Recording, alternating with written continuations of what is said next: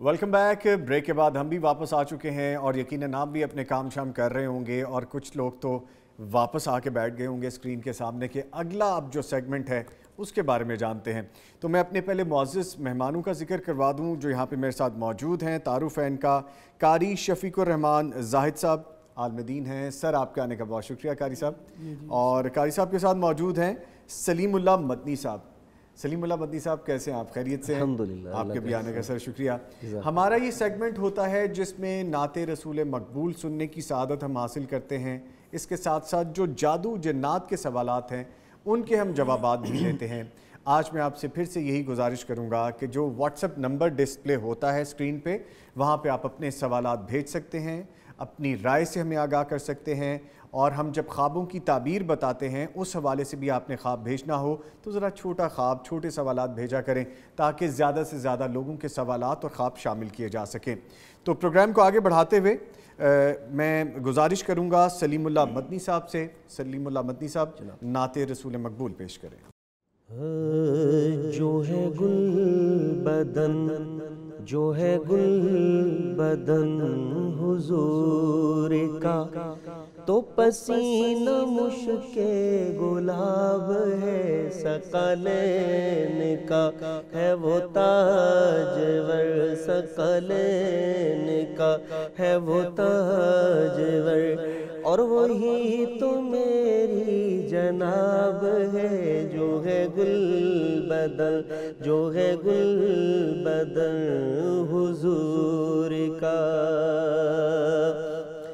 उनका बोलना है रहमतें, वो जहाँ जहाँ वहीं बरकतें। उनका बोलना है रहमतें, उनका बोलना है रहमतें, वो जहाँ जहाँ वहीं बरकतें। वो अजीम से है अजीम तर, वो अजीम से है अजीम तर, शाहकार वही लाजवाब है जो है गुल बदन, जो है गुल बदन हुजूर का। तो पसीना मुश्के गुलाब है जो है गुल बदन हुजूर का। वो हसीन भी, वो शजीअ भी, वो हसीन भी, वो शजीअ भी, वो है आप अपनी मिसाल भी। वो हसीन भी,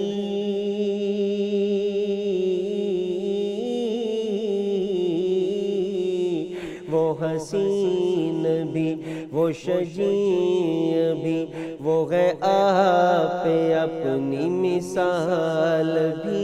वो हसीन भी, वो शजीअ भी, वो है आप अपनी मिसाल भी।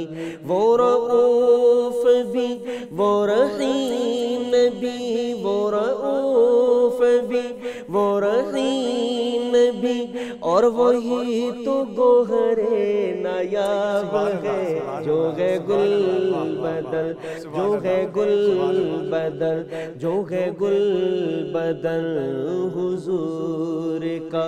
तो पसीना मुश्के गुलाब है सकलैन का, सकलैन का, सकलैन का, है वो ताजवर। और वही तो मेरी जनाब है जो है गुल बदन हुजूर का। है साहिबे कौसैन, वो है साहिबे कौसैन वो, और वही रिसालत मआब है जो है गुल बदल, जो है गुल बदल, जो है गुल बदल हुजूर का। तो पसीना मुश्के गुलाब है सकलैन का, है वो ताजवर। और वही तो मेरे जनाब है जो है गुल बदन हुजूर का।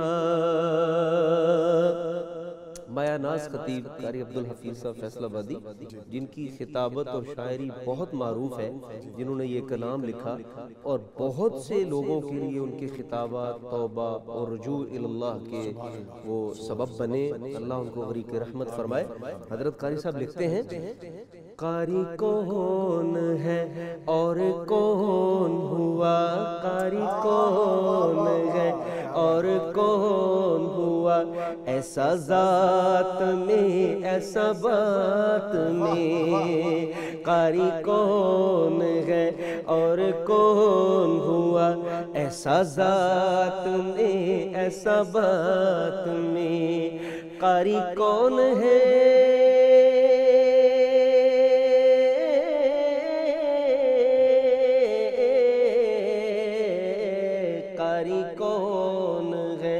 और कौन हुआ, ऐसा जात में ऐसा बात में, वो है बेमिसल कायनात में, वो है बेमिसल कायनात में, उसकी नात अजरो सवाब है, जो है गुल बदन, जो है गुल बदन हुजूर का, तो पसीना मुश्के गुलाब है सकलैन का, सकलैन का है वो ताज बर सकलैन का, सकलैन का है वो ताज बर, और वही तो मेरी जनाब है, जो है गुल बदन हुजूर का, जो है गुल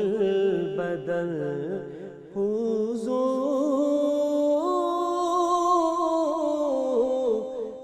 का।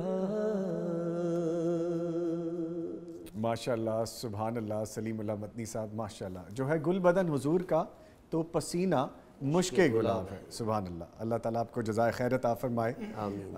आते हैं कारी साहब आपकी तरफ। कैसे हैं आज आप? खैरियत से हैं? सुबह सवेरे आपको आना पड़ता है, कोई कबाहत तो नहीं रहती आपको? क्या आप इंतज़ार करते हैं कि मुलाकातों का सिलसिला जारी रहेगा चाहे सुबह ही उठना पड़े?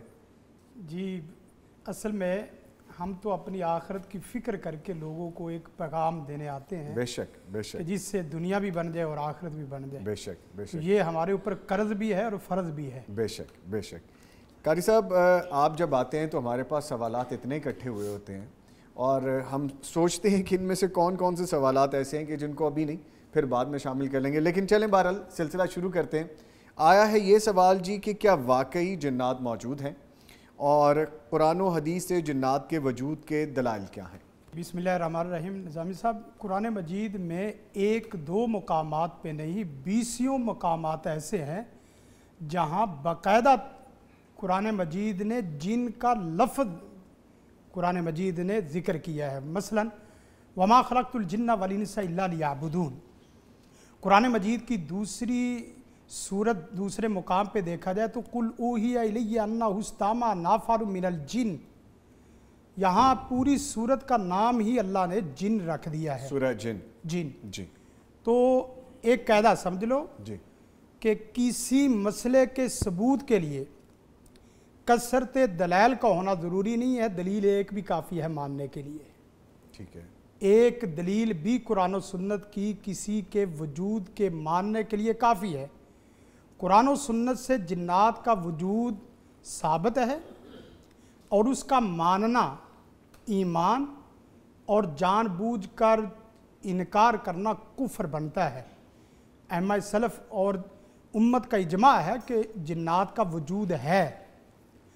और माफ़ करें कि हम लोग हर चीज़ को एक ही पैमाने पे परखने के आदी हो गए हैं। हर चीज़ को परखने के पैमाने अलग अलग होते हैं जी। मसलन हमारा ये पैमाना कि चीज़ वजूदी तौर पे उसे ही माना जाएगा जो मुशाहदे में आए और तजर्बे में आए।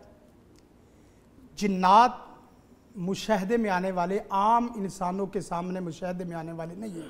ठीक है, और आम इंसानों के तजर्बे में आने वाले भी नहीं हैं। सिर्फ मुशाहदे की बुनियाद पे और अकल की बुनियाद पे जिन्नात के वजूद का इनकार करना, गोया कि आप तमाम गैबी उमूर और गैबी चीज़ों का इनकार कर रहे हैं। नज़र तो फरिश्ते भी नहीं आते, नज़र तो जन्नत भी नहीं आती, नज़र तो आखिरत के मामलात भी नहीं आते।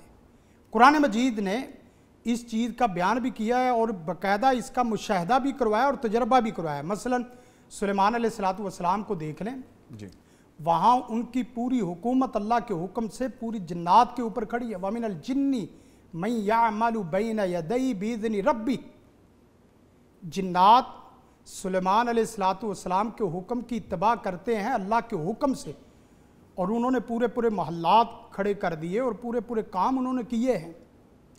तो लिहाजा इन दलाइल से साबित होता है कि जिन्नात का वजूद है और वो हिस्सी तौर पे भी है, वजूदी तौर पे भी है। और एक जुमला और मैं यहाँ ऐड करूँगा कि निज़ामी साहब, हम गैबी उमूर का जी, गैबी उमूर को जिनका ज़ाहिर भी नहीं जानते, उनके बातन और उनकी हकीकत को डिस्कस करने बैठ जाते हैं। हकीकत और बातन उस चीज़ की डिस्कस की जाती है जिसका ज़ाहिर आपके सामने खुला हुआ हो। आप जिन्नात को ज़ाहरी तौर पे भी नहीं जान रहे और उसके बातनी उमूर कितने हैं। तो कुरान मजीद की आयात, इसके अलावा हदीस में आता है, नबी कायनात सल्लल्लाहु अलैहि वसल्लम के फ़रामीन में सैयदना अबू हुरैरा रज़ी अल्लाह तआला अन्हु का फरमान है कि वहाँ उनको गंदम के पहरे के लिए खड़ा किया गया, तो वहाँ बाकायदा जिन चोरी करके चला जाता था। तो नबी कायनात सल्लल्लाहु अलैहि वसल्लम ने उसकी बाद में इस बात किया है कि अबू हुरैरा रज़ी अल्लाह तआला अन्हु, वो जानते हो, वो शैतान इंसानों की शक्ल में भी आ जाता है और जिन्नात की शक्ल में भी आ जाता है, और जिन्नात भी मुख्तलिफ शक्लों में। जिन्नात वजूदी तौर पे हैं और इसका इनकार करना दलाइल के होने के साथ कुफ्र है और जहालत है। ठीक है, जिन्नात की तख्लीक के बारे में क्या मालूमात हैं और जिन्नात की तख्लीक किस मादे से की गई है? देखें निज़ामी भाई, असल में जिन्नात की तख्लीक के मुतल्लिक़ कुरान मजीद ने बड़ा वादे बयान दिया है। खलक़नाहु मिन मारिजिम मिन नार। अल्लाह ताला ने मुख्तलिफ़ मुकामात पे बयान किया है कि इंसान को हमने मिट्टी से पैदा किया है और जिन्नात को हमने आग से पैदा किया है। जिन्नात की और इंसान की तख्लीक वो अपने अपने महल पे अलग अलग है, एक की मिट्टी से है और दूसरे की आग से है। तो कितने जिन्नात ऐसे हैं कि उनकी शादियों का मसला है, उनकी आगे नस्ल का मसला है, तो वो नस्ल उसी तरह ही तख्लीक पाती है जिस तरह अल्लाह का हुक्म है। जिन्नात का वजूद भी है और इसी तरह जिन्नात की पूरी नस्लें हैं, उनका ख़ानदान है और उनके रिश्तेदार हैं, उनके मसालक हैं, उनके मज़ाहब हैं। कुरान मजीद ने इसको बाकायदा डिस्कस किया है सूरत जिन में, वन्ना मिन्ना सालिहून व मिन्ना दूना ज़ालिक। वन्ना मिन्ना सालिहून व मिन्ना दूना ज़ालिक को देखा जाए तो बाकायदा इससे साबित होता है कि जिन्नात की बाकायदा तख्लीक होती और तख्लीक के बाद नस्ल कशी, और नस्ल आगे बढ़ती है। नस्ल आगे बढ़ने से मसालिक भी चलते हैं, आगे मज़ाहिब भी चलते हैं। और कुरान मजीद ने तो इसको बाकायदा नस्सन बयान किया है कि जिन्नों में से कुछ लोग नेकोकार हैं और कुछ लोग ज़ालिम हैं। और साथ आगे फरमाया कुन्ना तराई का कीदा दा, हमारे मुख्तलिफ मज़ाहिब हैं और उसमें से वामल कासितून फ़कानुल जहन्नम हाताबा, कुछ जालिम है और कुछ नरम मजाज है। सबसे पहले देखते हैं कि ये जिन्नात तख्लीक तो इसकी हुई है, लेकिन अपनी तख्लीक में ये नरम मजाज है या सख्त मजाज है, मुतशद्दिद है, समझदार है, जाहिल है, पढ़ा लिखा है, मजलूम है, जालिम है, खुद किसी के हाथों मजबूर होकर आया है। जिस तरह हम केस देखते हैं, कोई जिन्नात का शिकार है, सेब का शिकार है, कुछ जादू का शिकार है, तो लाजमी बात है उनकी तबीयतों का भी ख्याल रखना चाहिए, उनकी तख्लीक को भी मद्देनज़र रखना चाहिए। तख्लीक में सिर्फ मादे को ही ना समझो, तख्लीक में उनके रवैयों को समझो। कितने ही आमल वो हैं जो आते ही ऐसी सख्त आयात पढ़नी शुरू कर देते हैं, उनके ऊपर ज़रब लगानी शुरू कर देते हैं, उनको डंडे मारने शुरू कर देते हैं। देखो भाई, वो मजलूम तो नहीं है, वो किसी जादूगर के हाथों फंसा हुआ तो नहीं है, वो आपके प्यार और दीद का भूखा है। इंसानों की तबीयतें हैं, जिन्नात की भी तबीयतें हैं।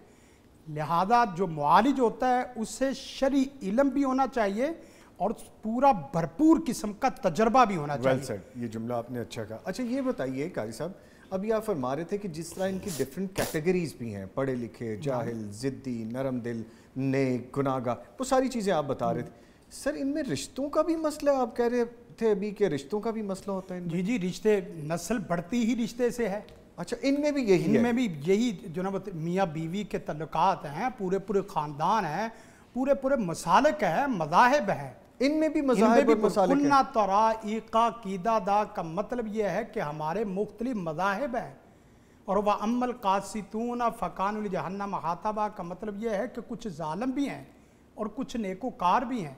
वन्ना मिन्न सालिहून मिन्ना दून ज़ालिक, ये सारी आयत इस बात की तरफ। और फिर कुरान मजीद की ये आयत जो सूरत जिन के शुरू में है, कितनी प्यारी आयत है। कुल ऊहिया इलैया अन्नहु इस्तमा नफ़रु मिनल जिन्नि फ़क़ालू इन्ना समिअना क़ुरआनन आजबा, कि हम जिन्नों ने इस तरह का अजीबो गरीब, कुव्वत, ताकत वाला, महफूज और उम्दा कलाम ज़िंदगी में कभी नहीं सुना। जब सूरत जिन सुनी और साथ फौरी कह उठे, बयानिया समझ आ जाए तो जिन्नात भी अपना एलानिया कर देते हैं। और साथ ही कहा फ़क़ालू इन्ना समिअना क़ुरआनन आजबा यहदी इला रुश्द फ़आमन्ना बिही, ये कलाम तो हदायत का रास्ता दिखाता है, ये कलाम तो भलाई की तरफ लेके जाता है। हम बगैर किसी रोक टोक के वादे ऐलान करते कि हम इसके ऊपर क्या लाते हैं, ईमान लाते हैं। तो गोया के जिन्नात को ईमान की तरफ दावत देनी। मैं जो ही दम का अपने मजलिस का जो रुकिया शरिया सेशन है उसका आगाज़ करता हूँ तो वहाँ एक दुआ करता हूँ लाजमी। वो दुआ क्या है कि या अल्लाह, हम तेरे आजिज़ हकीर फ़कीर गरीब बंदे सिर्फ़ तेरी रहमत फ़ज़ल करम के मोहताज हैं। या अल्लाह, हम किसी इंसान पे और किसी जिन पे जुल्म नहीं करना चाहते। ये मजलिस के आगाज़ में कहते हैं, ये दुआ करते हैं, या अल्लाह मैं किसी जिन पे जुल्म नहीं करना चाहता। और मुझे नहीं पता कि जो जिन्नात हमारे पास आ रहे हैं और जो इंसान आ रहे हैं, इंसानों को भी तू हिदायत के लिए भेज रहा है और जिन्नात भी तो इसी के लिए आ रहे हैं कि नहीं। जिन्नात को भी तू हमारे ज़रिए हिदायत अता फरमा। क्यों? इसलिए कि वमा खलक़तुल जिन्ना वल इंसा इल्ला लियअबुदून, जिन्नों को भी और इंसानों को हमने सिर्फ अपनी इबादत के लिए पैदा किया है। तो यकीन करें जिस वक्त कुरान मजीद की आयत और इसी तरह बसों का उर्दू कलाम का हम ऊंची आवाज़ से कलाम पढ़ते जाते हैं लेकिन उसका उर्दू तर्जमा नहीं करते। दम करते वक्त उर्दू तर्जमा भी करना चाहिए साथ साथ, ताकि लोगों को समझाए, इंसानों को भी समझाए और जिन्नात को भी समझाए भाई जिसने पैदा किया है खालिक वही है, मालिक वही है, राज़िक वही है। तो भाई तीसरा आदमी कौन होता है जो हमारे ऊपर पूरी हुकूमत चला रहा है? कारी साहब, जिस तरह फरमा रहे हैं कि उनको समझ आनी चाहिए लैंग्वेज के हिसाब से, जैसे अरबी ज़ुबान, उर्दू ज़ुबान, इनकी भी लैंग्वेजेस डिफरेंट हैं या एक ही है? इनकी मुख्तलिफ ज़बानें मुख्तलिफ ज़बानें। तीन चीज़ें हैं इसमें ना, पूरे फील्ड में, रूहानी फील्ड में तीन चीज़ें हैं जी: जादू, जिन्नात, हसद और नज़र बात। जो जिन होते हैं ना वो बसौकात खुद किसी खराबी की वजह से आ जाते हैं। वो 6 किस्म की खराबियाँ हैं, वो हमारा मौजूद है बहस अभी नहीं। और जादू किसी के कराने की वजह से, और जिन जो खुद लाया जाए, जान जो अपने मसले के लिए खुद पैदा किया है। ओके। अब जब खुद लाया जाता है ना वो नहीं निकलता, जो है ही नहीं उसने जाना ही क्या। कुछ लोग कहते हैं कि सूरह जिन में पढ़ रहा था या पढ़ रही थी तो मुझे महसूस हुआ कि मेरे आसपास मूवमेंट हुई है। एक तो ये सवाल है। हाँ जी। और एक और सवाल है कि जिसमें लोग कहते हैं कि सूरह जिन पढ़ते हैं ये लोग और इनके पास कुछ ना कुछ आ जाता है। एक आम XYZ किसी का भी जिक्र कर ले कि सूरह जिन पढ़ के इसने एक जिन काबू कर ली। इन दोनों सवालों का ज़रा जवाब दें। देखें, सूरत जिन का नहीं है, इस तरह के 20 वो वज़ाइफ जो गैर मसनून तरीके से और गैर शरी अल्फाज ऐड करके जो किए जाते हैं उसके अंदर लाजमी तौर पे जिन और जान आ ही जाते हैं। ठीक है। मेरा प्रोग्राम हो रहा था तो वहाँ सूरत एक ने सवाल किया, लाइव कॉल थी, तो लाइव कॉल में कहने लगे कि सवाल ये है कि मैंने आयत करीमा पढ़ी है और आयत करीमा पढ़ने की वजह से मेरी तबीयत ख़राब होगी और मेरे अंदर जिन्नात आ गए। मैंने कहा देखे बात सुने, अल्लाह के रसूल सल्लल्लाहु अलैहि वसल्लम आयत करीमा असल में इस्तग़फ़ार ही है। आयत करीमा जिसको समझ आ जाए यकीन करें उसके घर में मसला और मर्द और कोई परेशानी नहीं रहती। दुनिया कायनात के अंधेरों के अंदर बंदा डूबा हो तो अल्लाह उसे आयत करीमा की बरकत से रोशनियों में ले आता है।